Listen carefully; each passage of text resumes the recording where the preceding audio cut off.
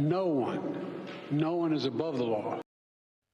I'm calling for a constitutional amendment called No One is Above the Law Amendment. Each of us is equal before the law.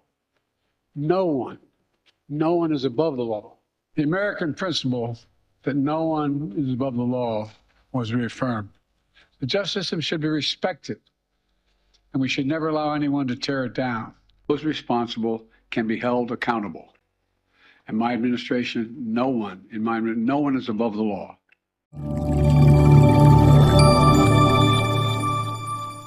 No one is above the law, not even the son of the President of the United States. Get ready for another explosive episode of Wake Up America, Wake Up. Today, we're diving headfirst into the scorching hot topic of President Joe Biden pardoning his son, Hunter Biden, for his tax-related offenses and federal gun charges stemming from lying on a weapon purchase application. And let's not forget the other crimes revealed through Hunter's laptop, including his business dealings with Burisma while his father was serving as vice president. Hunter Biden's legal troubles have been a focal point of intense scrutiny and debate, with many questioning the influence of the Biden family on the current administration. This pardon has only fueled the fire, leaving many Americans questioning the integrity of the justice system and the Biden White House. When would the president pardon or commute his son if he's convicted? So I've answered this question before. It was asked of me not too long ago, a couple of weeks ago, and I was very clear and I said no. You may recall that White House Press Secretary Karine Jean-Pierre stated during a press conference that the president had no plans to pardon his son. Now it seems that statement has been rendered irrelevant, as the president has indeed decided to grant Hunter Biden's pardon. This sudden about-face has raised numerous questions and sparked intense debate about the influence of the Biden family on the administration and the potential for corruption. Listeners, we'll be examining the implications of this pardon, the corruption allegations surrounding Hunter Biden's business dealings, and the political fallout that has ensued. Get ready for a thought-provoking journey as we delve into this explosive topic and encourage you to share your opinions on this shocking turn of events. Prepare yourselves for another eye-opening episode of Wake Up America, Wake Up. Buckle up as we uncover the Biden administration's 4-year effort to build a republic built on lies and deceit. In a surprising move, but not to the awakened segment of our population, President Joe Biden announced he would pardon his son Hunter Biden for his tax evasion and gun charges, along with any crimes from 2013 through 2024. A sweeping 11-year span of Hunter Biden's crime family history. This decision has sparked outrage among critics who argued that it demonstrates a clear conflict of interest and abuse of power. They claim that the president, who has long championed transparency and accountability in government, has failed to uphold these values in his own family's case. The pardon of Hunter Biden has undoubtedly had an impact on the political landscape. Critics of the administration have used this incident as further evidence of the Biden family's corruption and the need for greater transparency in government. They argue that the president's decision to pardon his son demonstrates a clear double standard and undermines public trust in the justice system. Supporters of the administration, while acknowledging the potential perception of impropriety, maintain the president's decision was based on the merits of the case and the principle of equal treatment under the law. They argue that focusing on this single issue distracts from the administration's numerous achievements and the need to address more pressing concerns facing the nation. The critics argue that by pardoning his son, President Biden has essentially protected a family member from consequences of his actions, which goes against the principles of equal treatment under the law and the rule of law that the administration has claimed to stand for. Moreover, they point out that Hunter Biden's legal troubles have been a subject of intense scrutiny and debate, with many questioning the influence of the Biden family on the administration and the potential for corruption.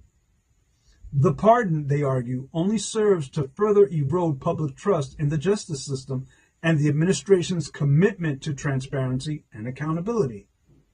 The Biden administration's supporters claim that the president's decision was based on the merits of the case and the principles of equal treatment under the law.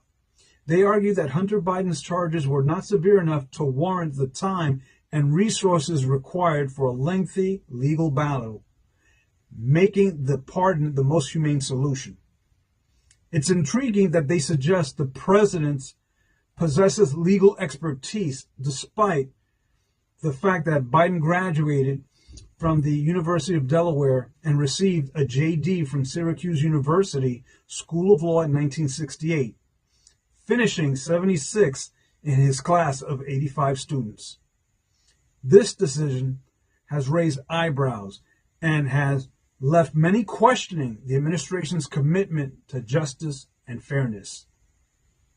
In 1991, Biden became an adjunct professor at Widener University, Delaware School of Law. He occasionally taught constitutional law courses, but was never a full-time professor. Makes you wonder. Hunter Biden's involvement in numerous scandals, including his questionable business dealings in Ukraine and China, has sparked widespread concern about potential corruption and influence peddling. Critics argue that these activities not only taint the reputation of the Biden family, but also threaten national security. Let's not forget the laptop from hell, which was eventually proven to be authentic, shedding light on the extent of Hunter's alleged misdeeds. They point to numerous investigations and ongoing probes into Hunter Biden's business affairs, revealing a pattern of questionable conduct and potential misuse of his father's political influence. They argue that these activities could jeopardize the United States' relationships with foreign nations and undermine the public's trust in the administration. Too late for that. On the other hand, supporters of the Biden administration argue that there is no concrete evidence linking Hunter Biden's business ventures to any wrongdoing or corruption. They maintain that the ongoing investigations into his affairs have not yielded any substantial findings to support these allegations. They argue that Hunter Biden's business dealings, while perhaps unwise or ill-advised, do not necessarily constitute criminal activity or a breach of national security.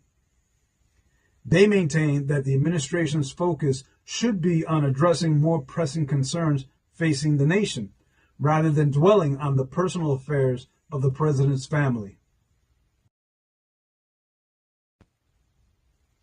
The pardon of Hunter Biden has undoubtedly had an impact on the political landscape. Critics of the administration have used this incident as further evidence of the Biden family's corruption and the need for greater transparency in government. They argue that the president's decision to pardon his son demonstrates a clear double standard and undermines public trust in the justice system. The pardon, they argue, only serves to further erode public trust in the administration's commitment to transparency and accountability. Proponents of the Biden administration highlight their handling of the COVID-19 pandemic, the infrastructure bill, and other key policies as evidence of their success and dedication to the American people. They assert that the ongoing investigations into Hunter Biden's business affairs should not be exploited as a political tool to discredit the administration's efforts to tackle the nation's issues. However, some critics argue that the administration's apparent success is nothing more than a smokescreen, leading to a disastrous outcome such as the immigration invasion, rampant inflation, and unconditional support for the corrupt Ukrainian regime. The truth is certain.